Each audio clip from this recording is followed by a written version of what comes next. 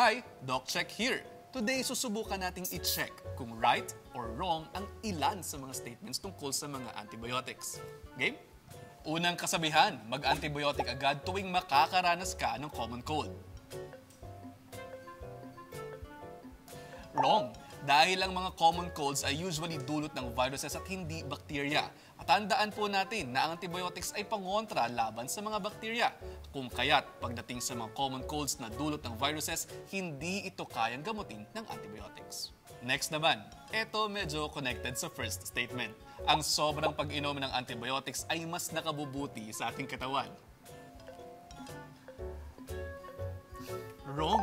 Dahil ang mali at sobrang pag-inom ng antibiotics ay maaaring magdulot ng side effects katulad na lamang ng pagsakit ng tiyan at iba pa. Kaya, mas mabuti pong uminom lamang ng antibiotics kung kinakailangan at sumunod sa payo ni Doc. Huwag pong makulit, please. At sa ating huling sabi-sabi, tumigil na ng pag-inom ng antibiotic pag wala ng sakit na nararamdaman. Ang sagot natin, syempre, wrong.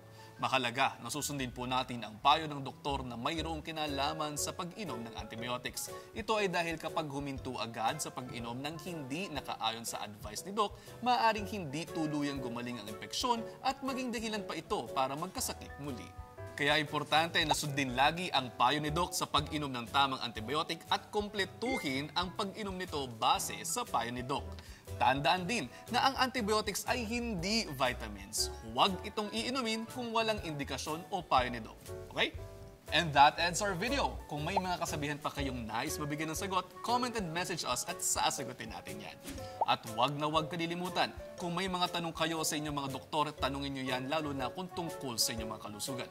Yan na muna for me. Salamat at paalam!